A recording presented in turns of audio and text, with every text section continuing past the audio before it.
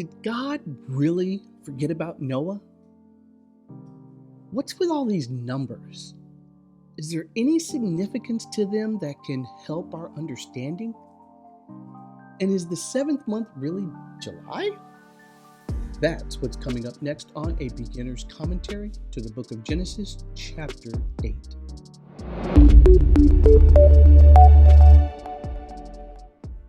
Welcome back to the channel and welcome back to this teaching series. I'm Michael Lawson. If you've been following along since chapter 1, then you know who these are for and what we are and are not covering. So let's just get into chapter 8, starting with verses 1 through 3. But God remembered Noah and all the animals and all the livestock that were with him in the ark. And God caused a wind to pass over the earth and the water subsided. Also, the fountains of the deep and the floodgates of the sky were closed. And the resin from the sky was restrained, and the water receded steadily from the earth. And at the end of 150 days, the water decreased. Wait a minute. Did God forget about Noah? The opening verse definitely sounds like God actually forgot about Noah. That is because we are reading this through the lens of our 21st century Western cultured minds, which is not a knock in any way, just a reminder that this is an ancient book written by Jews to Jews about Jews and Jewish customs, ordained and outlined by God, as will become very evident much later on. Now, according to Jewish writings, God's wisdom had decreed that up to this point he should ignore the plight of his creatures as if he had forgotten them. Now, when he was ready to show them mercy, it was as if he remembered. I am not going to pretend to understand or even agree with this rendering, but it is hard to argue when I myself am not Jewish, nor was I raised Jewish, and therefore some things I just won't get. But for me, and this beginner's commentary, it's not that God forgot. It's more like recalling to mind his holy word, which he had spoken, causing the world to come into existence. Let's continue with verses 4 through 5. Then in the seventh month, on the 17th day of the month, the ark rested upon the mountains of Ararat. And the water decreased steadily until the 10th month. In the 10th month, on the first day of the month, the tops of the mountains became visible. Okay, so we have to talk about this month. Could this really be the month of July? Absolutely not. Again, this would be us trying to implant our culture onto the text of an ancient Middle Eastern culture, and you just can't do that. Thank goodness, many Jews still maintain and adhere to a biblical accounting of times and seasons, so we know that the month in question is Sivan. Now, I would recommend getting yourself a Messianic Jewish calendar. They're great. Well, actually, it's your traditional Gregorian calendar with the Jewish feast days and seasons overlaid. Anyway, picking up in verses 6 to 11. Then it came about at the end of 40 days that Noah opened the window of the ark which he had made, and he sent out a raven, and it flew here and there until the water was dried up from the earth. Then he sent out a dove to see if the water was low on the surface of the land, but the dove found no resting place for the sole of its foot. So it returned to him in the ark, for the water was on the surface of all the earth. Then he put out his hand and took it and brought it into the ark to himself. So he waited another 7 days longer, and again he sent out the dove from the ark, and the dove came to him in the evening, and behold, in its beak was a fresh olive leaf. So Noah knew that the water was low on the earth. What was this testing? Imagine just having gone through a cataclysmic event where the earth was completely consumed by water and an entire population of people were exterminated. And now that the rain had stopped, you have to figure out if there is anywhere you can begin to settle because all you see is water. I served in the military and spent a considerable amount of time on ships in the ocean where all you could see was more ocean. And then suddenly, off in the distance, there's a faint picture of what could be dry land, which could be the beginning of a major landmass or simply nothing at all. And yet, we were heading in a very specific destination in mind. Noah had none of that. He didn't know what to look forward to or where he would end up. You see, Noah sends a raven enough times until he is certain there is land, but not just land that can withstand being resettled. For that mission, he sends a dove.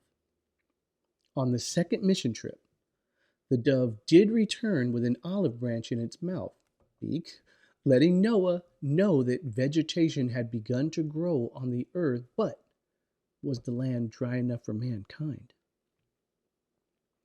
Let's continue with verses 12 through 14. Then he waited another 7 days longer and sent out the dove, but it did not return to him again. Now it came about in the 601st year, in the first month, on the first of the month, that the water was dried up from the earth. Then Noah removed the covering of the ark and looked, and behold, the surface of the ground had dried up.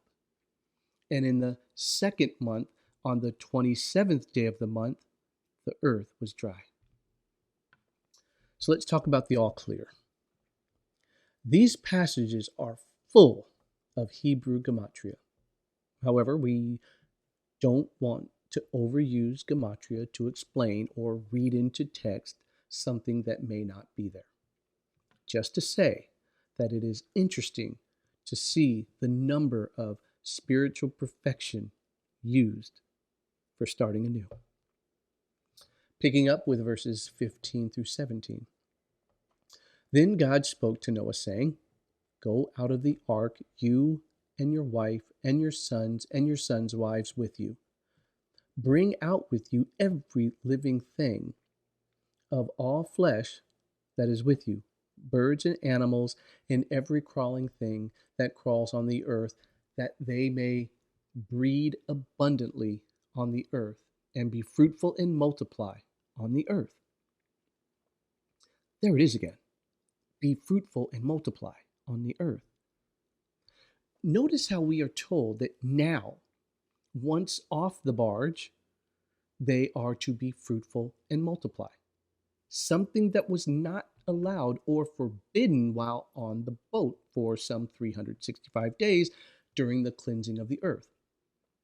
Now, we're not going to over-spiritualize this portion of Scripture, but it may have something to do with purification. Since the earth was being purified, so too was every living thing on that boat that was spared from destruction. Moving on with verses 18 through 19. So Noah went out, and his sons and his wife and his sons' wives with him. Every animal, every crawling thing, and every bird, everything that moves on the earth went out by their families from the ark.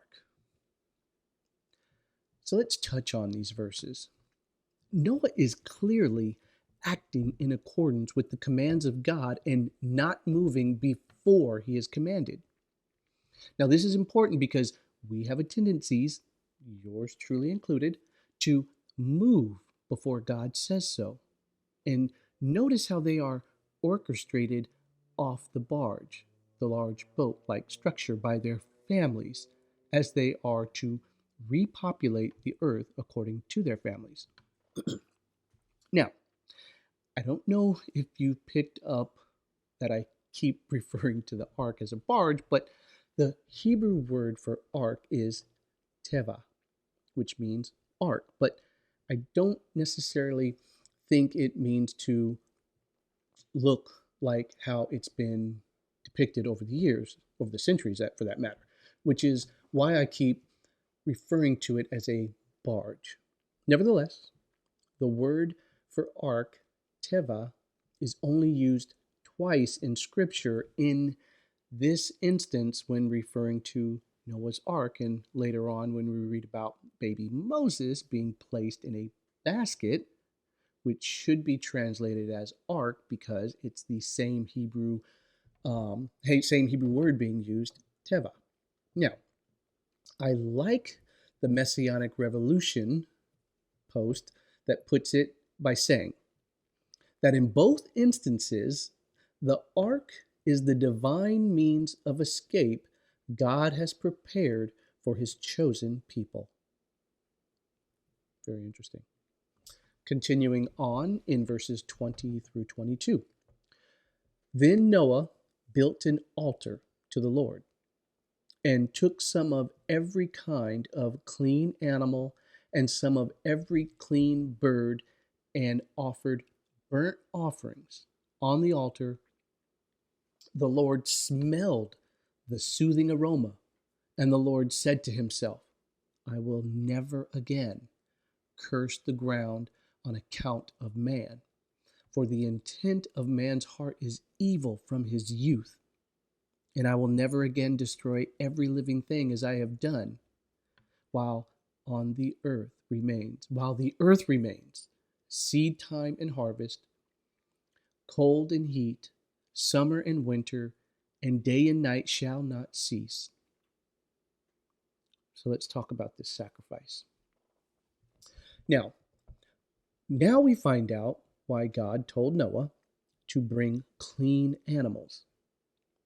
Keep in mind that to be clean, they also had to be sexually clean, which further supports the claim that there was no sexual activity on the boat.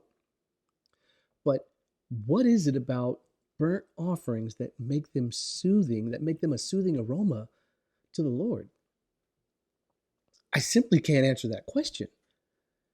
I don't think we could or should try to imply that God smells, because we know that he is a spirit and neither sleeps nor slumbers or even has a body like you and me. Therefore, he can't smell. I think the writer is simply using language that we can understand, remembering that his audience was Jewish. Nevertheless, I think it just means that God was pleased by the act of obedience and worship, which then gets translated into a soothing aroma. All right, there we go. 8 chapters down. Can you believe it? And only 42 more to go. Now may the Lord bless you and keep you. May the Lord cause his face to shine upon you and be gracious to you. May the Lord lift up his countenance towards you and give you peace. Amen. Remember, the book is available on Amazon, and I'll see you back here for chapter 9.